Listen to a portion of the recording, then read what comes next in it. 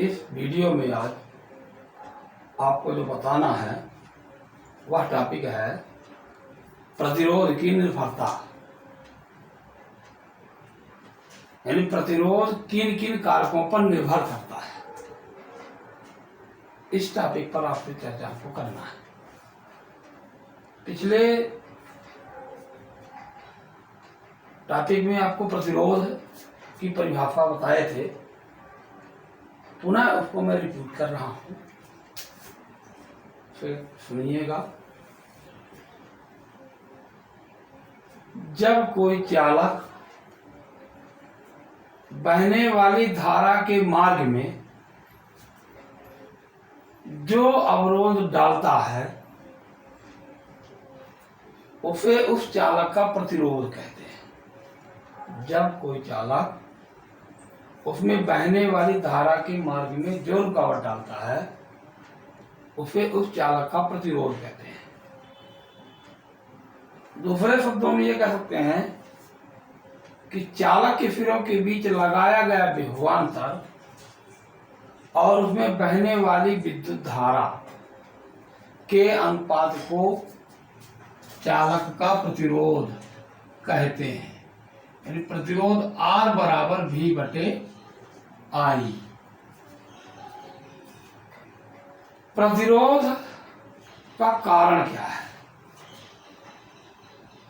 जब चालक के सिरों के बीच विभवांतर लगाते हैं तो विभवांतर के कारण विद्युत क्षेत्र के विपरीत दिशा में इलेक्ट्रॉन गति करते हैं। ये इलेक्ट्रॉन चालक के धन आयन से टकरा करके अपनी गति कम कर लेते हैं, अर्थात धन आयनों के कारण इलेक्ट्रॉनों की गति मंद पड़ जाती है। और यही चालक में जो धन आयन होते हैं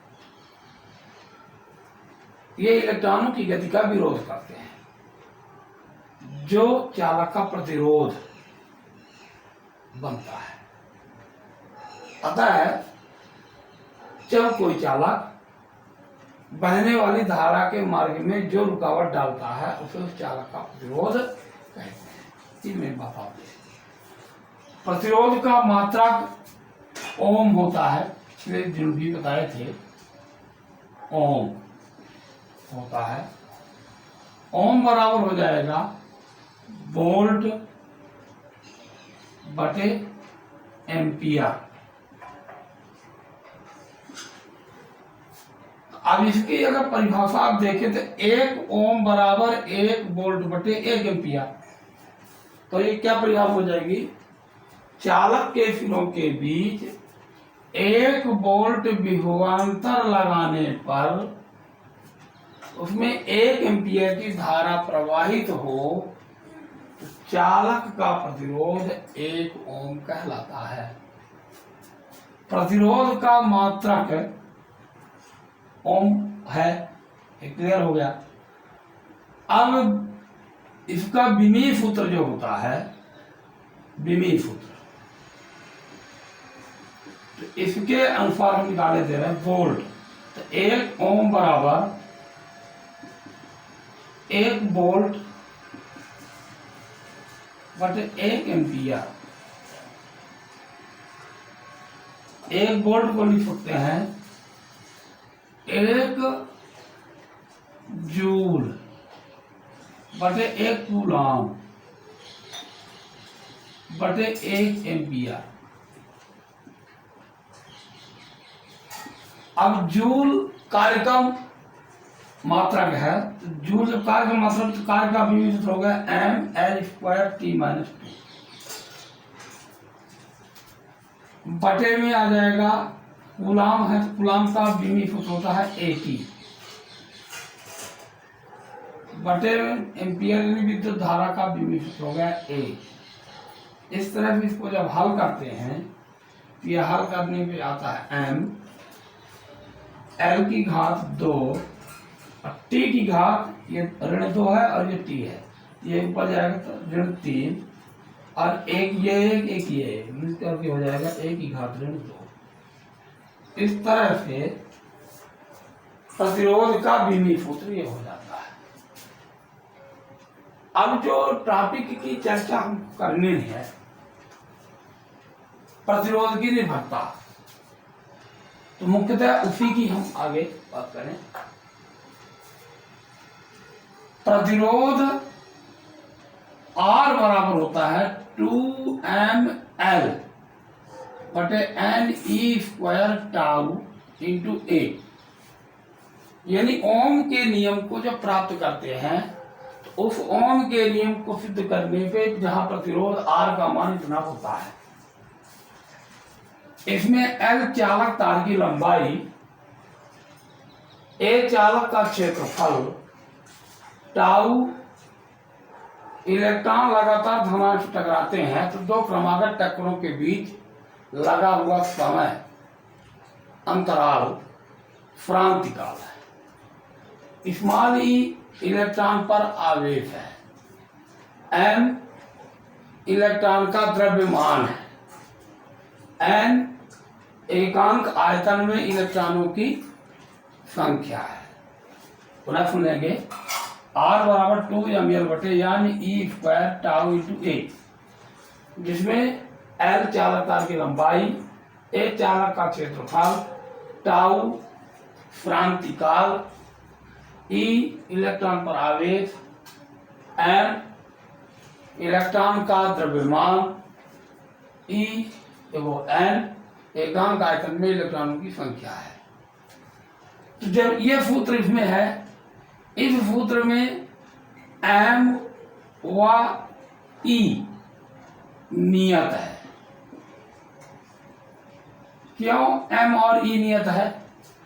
क्योंकि इलेक्ट्रॉन का द्रव्यमान निश्चित है। कितना होता है M? यह होता है 9.1 गुणे 10 की घात ऋण 31 किलोग्राम, और E का मान होता है 1.6 गुणे 10 की घात ऋण 19 कूलम। इस तरह से मान होता है। अब M और E नियत हो गए, कांस्टेंट है, तब R जो है लंबाई, चालक की लंबाई, पदार्थ की प्रकृति जो कहला गई, और ताप क्रांतिकाल पर और क्षेत्र पर निर्भर करता है।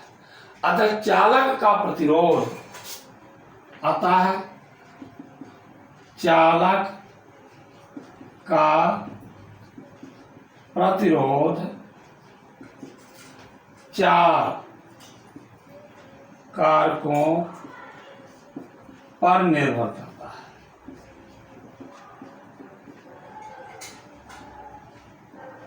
नंबर 1,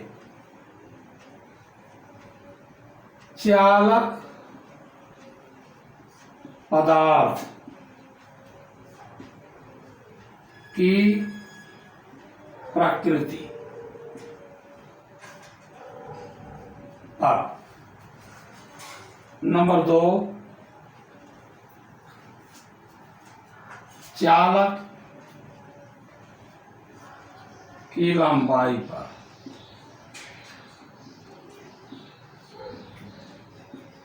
नंबर 3,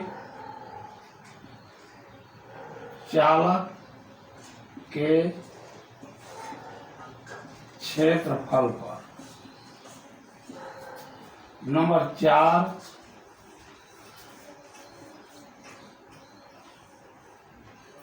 ताप पर।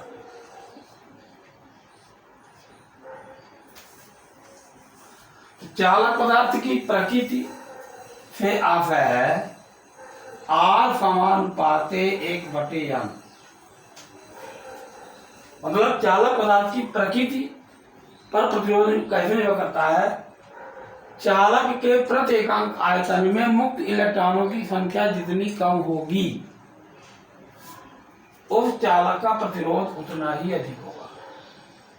n जितना कम होगा R अधिक होगा। तो चालक के एकांक आयतन में मुक्त इलेक्ट्रॉनों की संख्या कम होने के कारण प्रतिरोध अधिक होगा, और यदि चालक में मुक्त इलेक्ट्रॉनों की संख्या अधिक होगी तो वह चालक का प्रतिरोध कम हो जाएगा, यानी इसकी चालकता अधिक होगी। जिस चालक में मुक्त इलेक्ट्रॉनों की संख्या अधिक होगी उसकी चालकता अधिक होगी, प्रतिरोध कम हो जाएगा। दूसरा है चालक की लंबाई पर।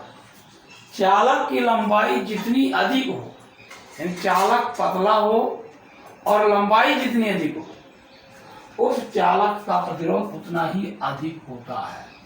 यानी अर्थात करके कह सकते हैं कि R समान पाते L, यानी चालक तार की लंबाई अधिक होने से चालक का प्रतिरोध बढ़ता है, और चालक तार पतला जितना अधिक होगा उतना ही अधिक चालक तार का प्रतिरोध होता है। चालक की लंबाई अधिक हो और पतला भी। तीव्र चालक के क्षेत्रफल पर। चालक का क्षेत्रफल अधिक होने से प्रतिरोध घट जाता है।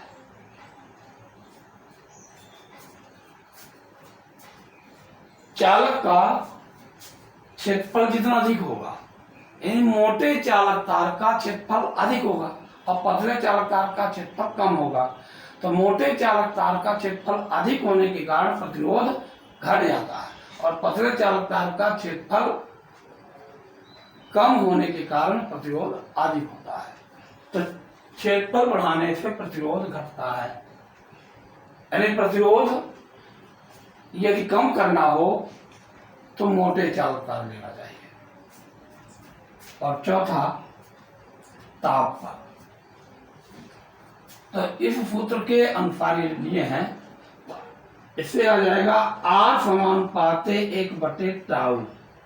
टाउ क्रांतिकाल है, यानी दो क्रमागत टक्करों के बीच लगातार इलेक्ट्रॉनों की संख्या। तो जब चालक के धन आयनों से इलेक्ट्रॉन लगातार टकराते हैं तो टक्करों के बीच इलेक्ट्रॉन जितनी अधिक गति करेंगे तो क्रांतिकाल कम होगा, तो क्रांतिकाल कम होगा तो प्रतिरोध बढ़ेगा, यानी ताप बढ़ेगा। यानी क्रांतिकाल जितना कम होगा चालक का प्रतिरोध उतना ही अधिक होगा, क्योंकि क्रांतिकाल कम होने से ताप बढ़ता है। अतः ताप बढ़ाने पर चालक का प्रतिरोध बढ़ जाता है। इस तरह से चालक का प्रतिरोध 4 कारकों पर निर्भर करता है। इस वीडियो में इतना ही, शेष अगले दिन चर्चा करेंगे। विशिष्ट प्रतिरोध की चर्चा करेंगे, चालकता की चर्चा करेंगे। आज आप इतना ही पढ़ें और इसको पूरा वीडियो देखेंगे तभी आपके समझ में आएगा ही, है ना। और लाइक, शेयर और सब्सक्राइब करें। धन्यवाद आपको।